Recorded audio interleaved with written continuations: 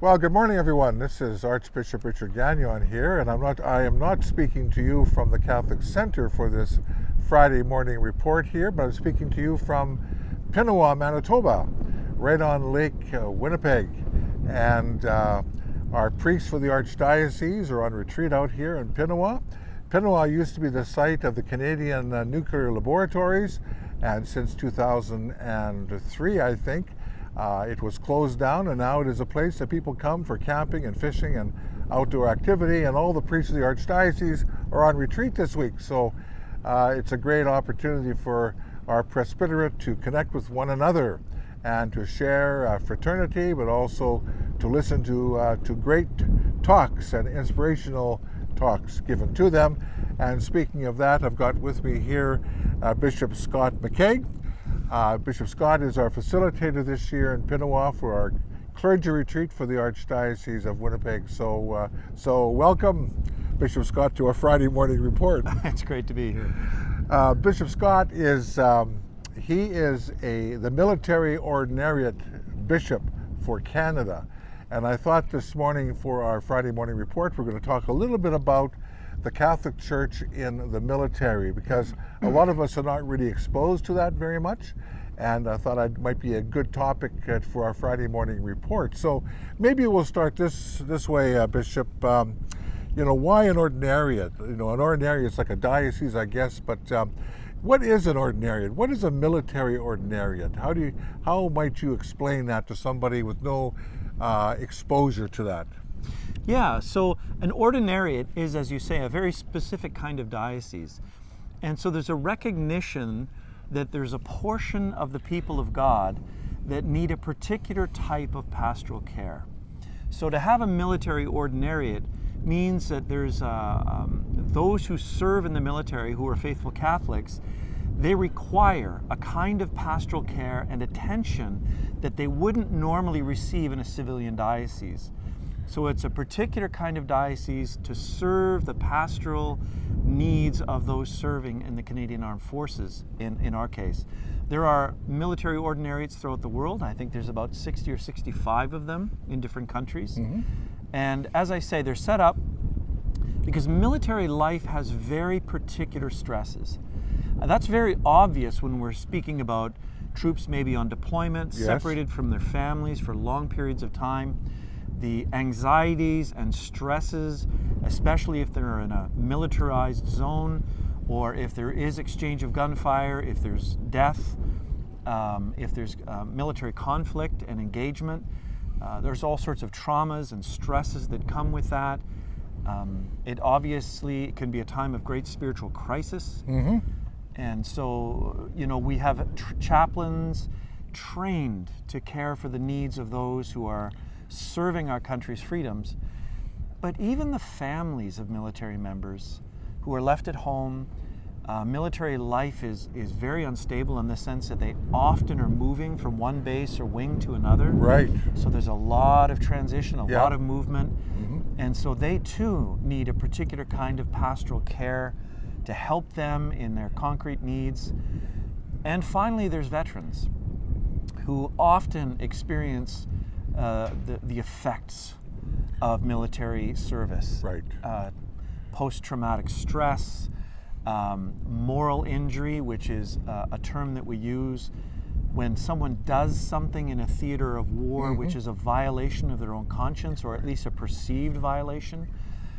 They need particular care. They need ongoing help, and our whole diocese is set up to meet those needs. That's really interesting, because most of us are familiar with ethnic parishes. For example, the Italian National Parish, or the Portuguese, for all the Portuguese people, or even the First Nations Indigenous Parish in Winnipeg for that particular cultural group.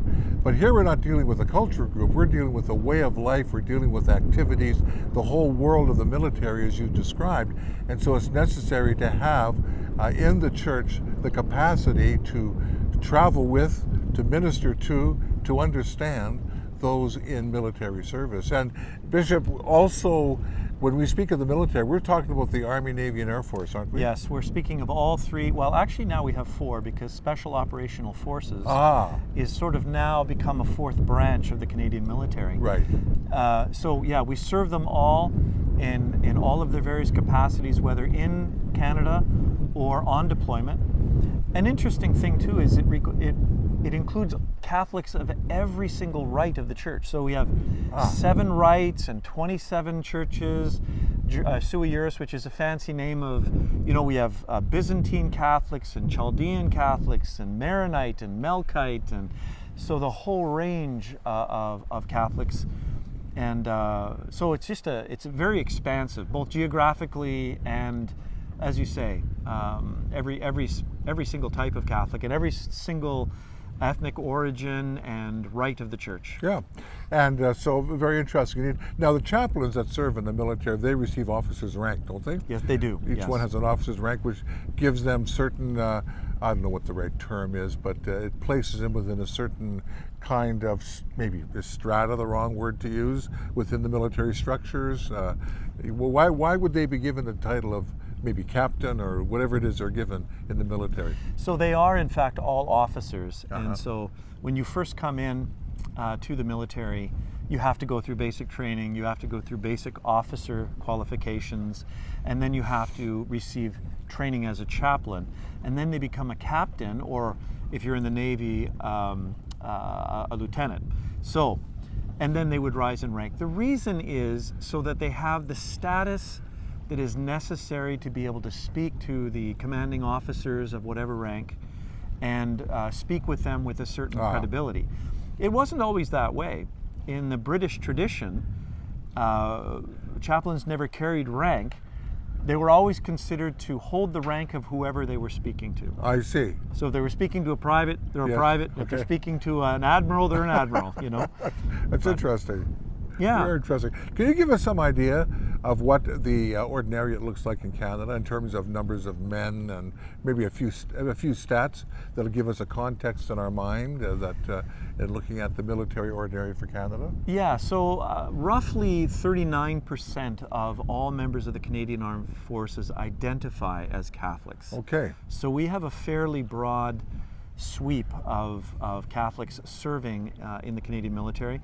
We serve 24 chapels from coast to coast to coast. Mm-hmm. And then whenever there's a deployment overseas, we're also sending chaplains with, whether they be Army, Navy, or Air Force, into deployment zones so that they're with them and ministering to them. Presently we have 30 priests serving in the military. Mm-hmm. About 20 of those are actually members of the military diocese, and the others are on loan. Okay. So the bishops can loan me a priest for a certain amount of time. Right. Maybe I give them a retired priest to cover their parish, and they send me one of the younger priests to get some discipline and some mud in their boots. I had that experience in Victoria for sure, absolutely. And on top of that, about 40 lay pastoral associates, so lay ecclesial ministers that I give faculties to be able to serve the troops in the capacity of as laypersons, and about 4 permanent deacons as well. Okay. And of course, here in Manitoba, we've got a military base at Shiloh, near Brandon. We've got the Air Force Base in the city. There's chaplaincy there, reaching out to the families there. I know from my experience in dioceses that even the Catholic Women's League in some areas of Canada within the military ordinariate have chapters, don't they? Absolutely.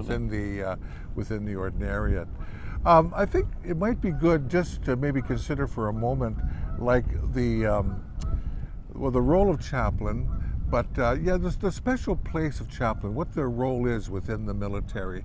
And Bishop Scott, I mentioned to you earlier, I read a book by Eugenio Corti, an Italian writer, called The Red Horse, a very famous book in Europe, about the Italian military in the Second World War. And they were drafted by the German army to fight the Russians on the Eastern Front. It was a horrendous situation. They were poorly equipped. Those poor men didn't want to go. They suffered greatly. And then as the retreating armies came, they were put in camps.